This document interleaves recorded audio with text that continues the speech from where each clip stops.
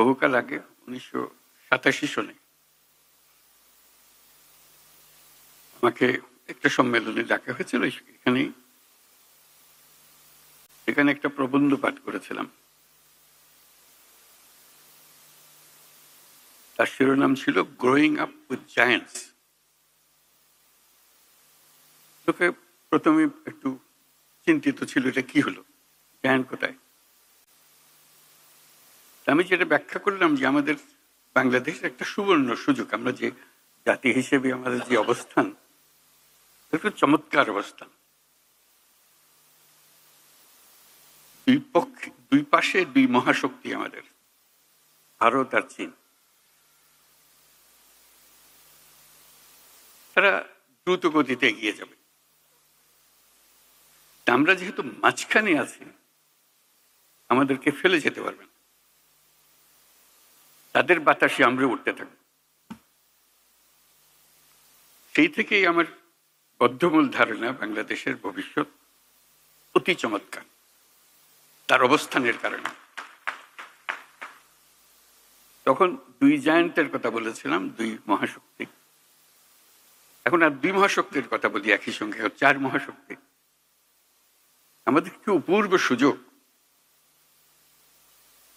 আমাদের সামনেই বিস্তীর্ণ মহাসাগর,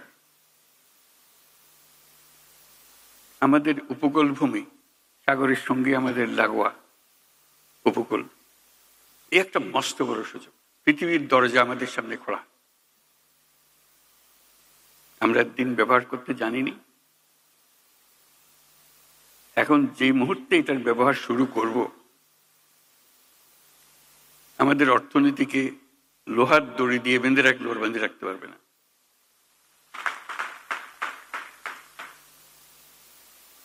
এবং আমাদের উত্তরে হলো সে বিখ্যাত হিমালয় পর্বতমালা,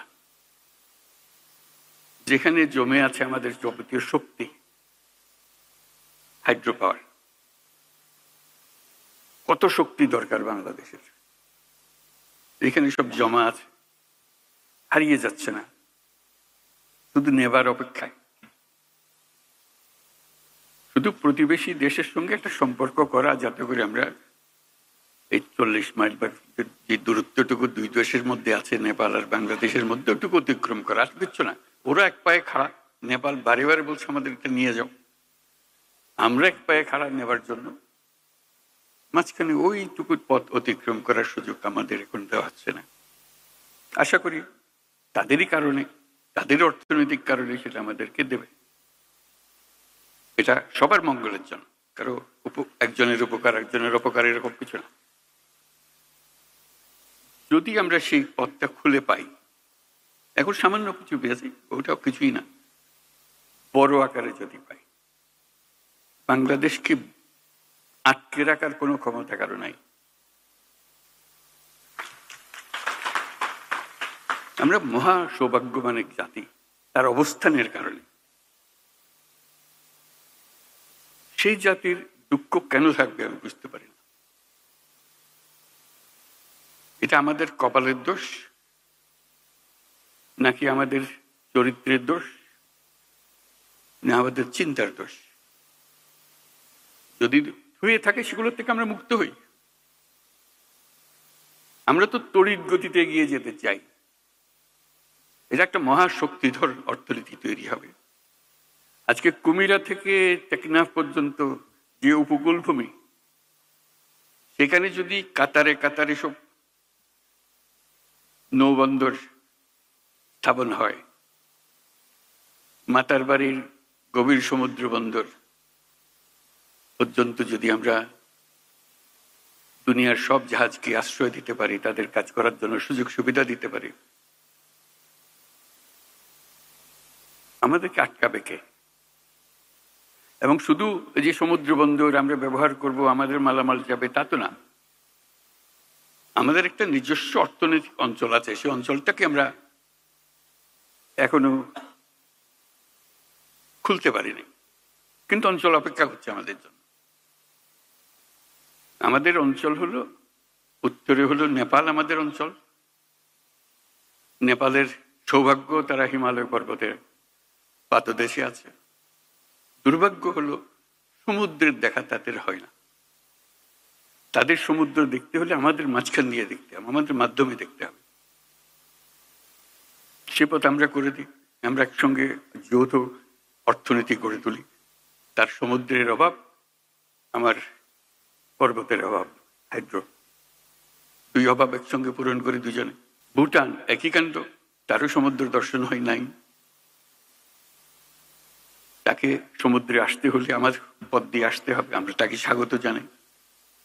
তেমনি ভারতের পূর্বাঞ্চল একই অবস্থা, নেপালের যে অবস্থা, ভুটানের যে অবস্থা, নেপাল ভারতের সেভেন সিস্টারের একই অবস্থা।